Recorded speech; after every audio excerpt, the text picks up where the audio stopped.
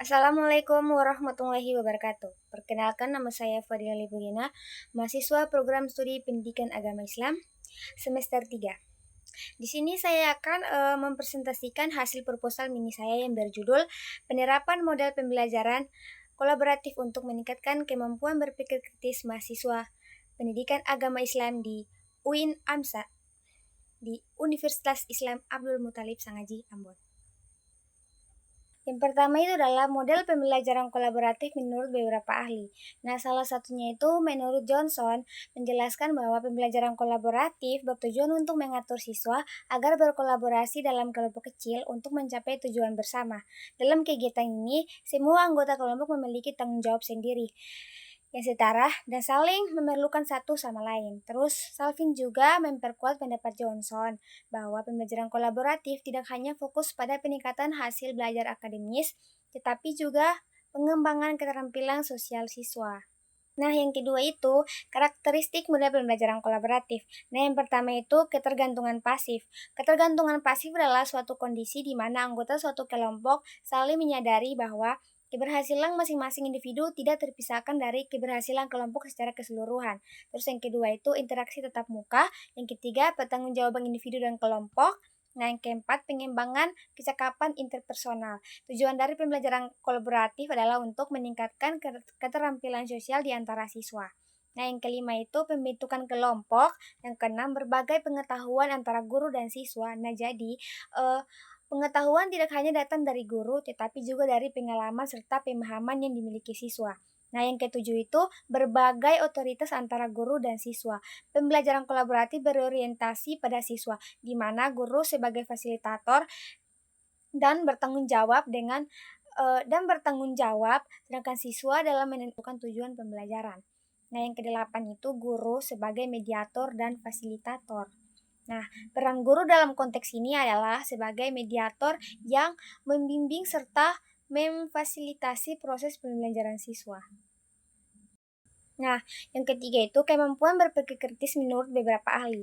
Nah, yang pertama itu menurut Paul dan Elder menjelaskan berpikir kritis sebagai proses berpikir yang bersifat relektif, logis, dan terfokus yang dimanfaatkan individu untuk memahami, menganalisis, dan memecahkan masalah secara rasional. Selanjutnya itu menurut Fashion, menyatakan bahwa kemampuan berpikir kritis dapat dikenali melalui 6 indikator utama. Yang pertama itu interpretasi atau kemampuan memahami dan memberi arti pada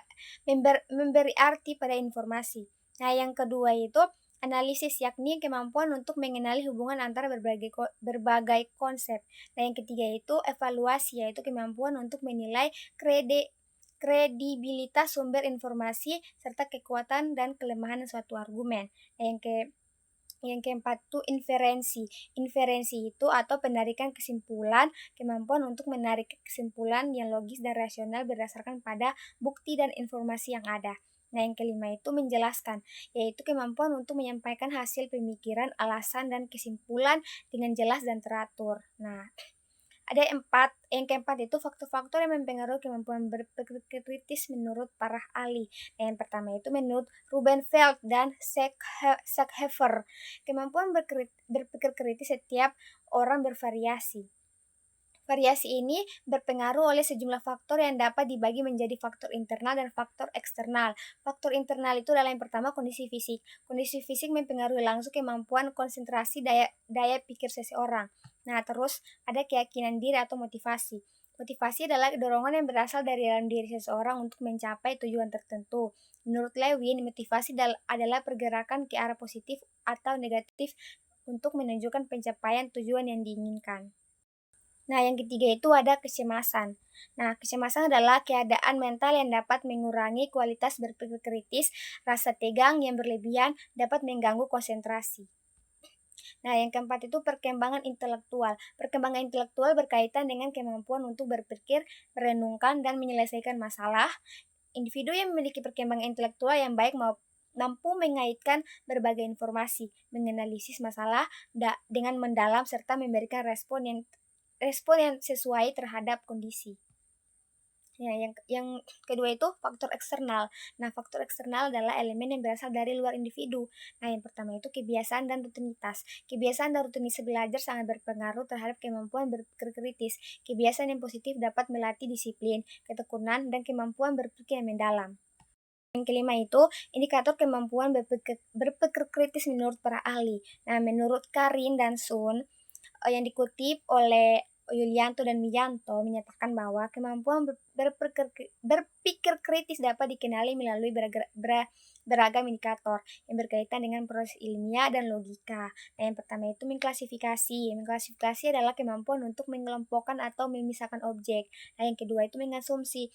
Asumsi merupakan kemampuan untuk membuat perkiraan atau dugaan awal tentang suatu keadaan atau kejadian.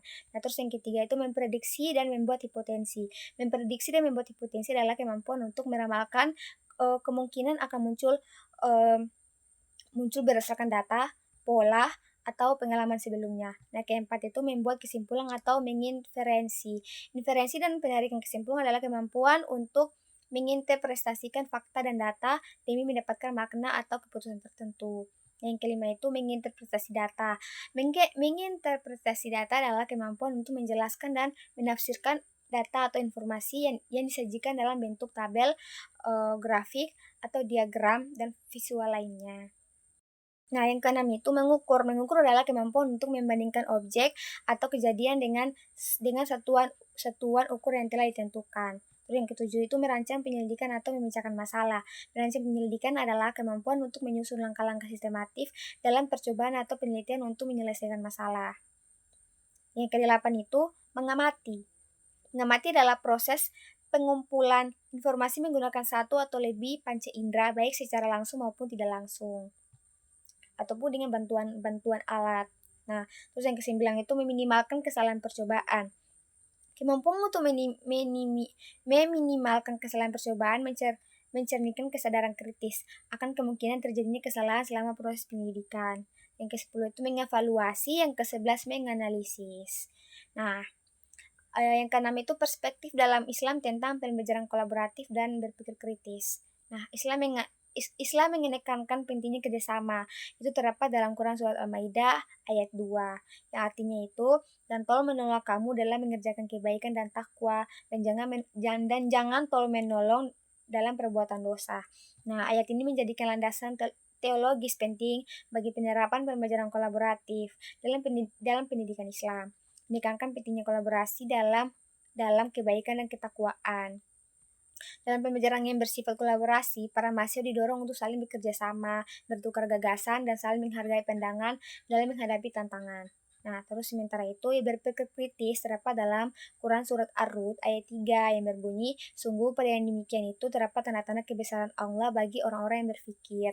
Nah, dalam surat ini menjelaskan bahwa hanya orang-orang yang merenungkan dan berpikir secara serius yang dapat memahami kebesaran Allah.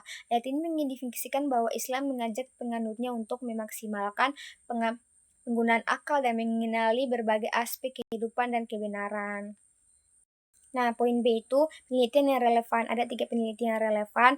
Yang pertama itu adalah penelitian yang dilakukan oleh Rahmi Putri, Marwah Hidayah, dan Gus Meneli dengan judul Implementasi Model Pembelajaran Aktif Berbasis Kolaborasi untuk Meningkatkan Kemampuan Pemahaman Konseptual Siswa. Nah, terus yang kedua itu Sulaswati pada tahun 2002 menerbitkan sebuah penelitian yang berjudul Pengaruh Model Pembelajaran Kolaboratif Terhadap Kemampuan Berpikir Kritis Siswa.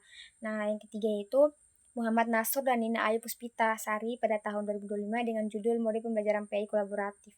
Nah, persamaannya dengan penelitian ini adalah sama-sama meneliti tentang pembelajaran kolaboratif untuk meningkatkan kemampuan berpikir kritis siswa. Nah, perbedaannya itu penelitian yang sebelumnya itu hanya berfokus pada siswa SMP, SMA, dan SD. Sedangkan penelitian ini itu berfokus pada mahasiswa program studi pendidikan agama Islam di perguruan tinggi Universitas Islam Abdul Muthalib Sangaji Ambon. Perbedaan tingkat pendidikan ini menunjukkan bahwa penelitian ini meneliti kedewasaan berpikir kritis, komplektis, kognitif yang lebih tinggi, yaitu pada mahasiswa yang menjadi calon pendidik agama. Kerangka berpikir. Dalam penelitian ini, peneliti meyakini bahwa penggunaan model pembelajaran kolaboratif berbasis kolaboratif dapat memberikan efek positif pada peningkatan kemampuan berpikir kritis mahasiswa. Nah, penelitian ini didasarkan pada asumsi bahwa mahasiswa pada umumnya memiliki potensi untuk berpikir kritis yang dapat ditingkatkan jika mereka berada dalam lingkungan belajar yang aktif, terbuka, dan memerlukan partisipasi.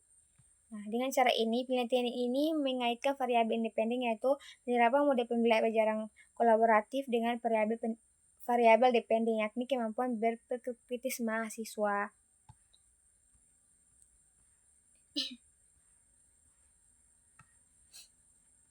Nah, ada diagram yang pertama itu masalah awal, pembelajaran cenderung pasif, mahasiswa kurang berpikir kritis. Nah, solusinya itu yang pertama, diskusi kelompok. Dalam diskusi kelompok, mahasiswa itu harus aktif memecahkan masalah, tukar gagasan, dan refleksi. Nah, mahasiswa itu didorong untuk aktif dalam diskusi agar bisa mengamati, menganalisis, menilai informasi, dan menyusun argumen.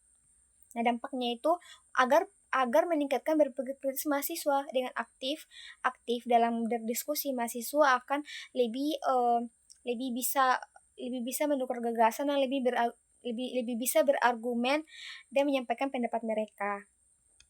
Nah, implikasi. Model kolaborasi layak diterapkan sebagai strategi pembelajaran PAI. Sangat layak. Kenapa? Karena dengan pembelajaran kolaboratif, setiap mahasiswa tidak hanya berfokus pada dosen. Jadi mahasiswa itu tidak hanya mengulangi pendapat dosen, tapi mereka juga bisa menyampaikan pendapat mereka sesuai dengan pengalaman yang mereka dapatkan. Nah, pendekatan dan jenis penelitian ini adalah penelitian metode kualitatif. Metode ini dipilih karena fokus penelitian untuk memahami secara mendalam bagaimana model pembelajaran kolaboratif diimplementasikan dalam konteks pembelajaran yang sebenarnya. Terus jenis penelitian ini tuh adalah penelitian deskriptif, yaitu untuk menggambarkan dengan jelas bagaimana kolaborasi dalam pembelajaran diimplementasikan di kelas pendidikan agama Islam dan bagaimana pelaksanaannya berdampak pada keterampilan berpikir kritis mahasiswa. Nah, tempat dan waktu penelitian, tempatnya itu cuma satu, yaitu di lokasi penelitian dilakukan di Universitas Islam Abdul Muthalib Sangaji Ambon, khususnya di program studi pendidikan agama Islam. Nah, waktu penelitiannya itu per minggu, ya, minggu pertama, minggu kedua, dan minggu terakhir. Nah, yang C itu subjek penelitian. Subjek dalam penelitian ini adalah mahasiswa program studi pendidikan agama Islam di Universitas Islam Abdul Muthalib Sangaji Ambon yang mengikuti perkuliahan atau mata kuliah yang menggunakan pendekatan pembelajaran kolaboratif. Mahasiswa dipilih sebagai subjek karena mereka aktif, terlibat dalam proses belajar dan memiliki pengalaman langsung dengan interaksi dalam kelas kolaboratif yang menjadi fokus penelitian. Nah, yang menjadi subjeknya itu ada tiga orang yang diwawancarai. Nah, dia teknik dan instrumen pengumpulan data. Pertama itu metode observasi. Metode observasi dan penelitian ini digunakan untuk secara langsung melihat proses belajar kelompok yang terjadi dalam kelas pendidikan agama Islam di Universitas Islam Abdul Muthalib Sangaji Ambon. Yang kedua itu metode wawancara. Nah, metode wawancara ini diterapkan untuk mendapatkan informasi yang lebih mendalam tentang pengalaman, pandangan, dan persepsi mahasiswa mengenai penerapan model pembelajaran kolaboratif dalam mata kuliah pendidikan agama Islam. Nah, yang ketiga itu metode dokumentasi. Metode dokumentasi digunakan dalam penelitian ini untuk mengumpulkan data tambahan mendukung hasil wawancara. Nah, yang kedua teknik analisis data. Dalam penelitian ini, teknik analisis data dilaksanakan secara kualitatif, yang berarti proses pengelolaan, interpretasi, dan penarikan kesimpulan dari informasi yang diperoleh melalui observasi, wawancara, dan sumber tertulis lainnya. Baik, itu saja yang bisa saya sampaikan. Assalamualaikum warahmatullahi wabarakatuh.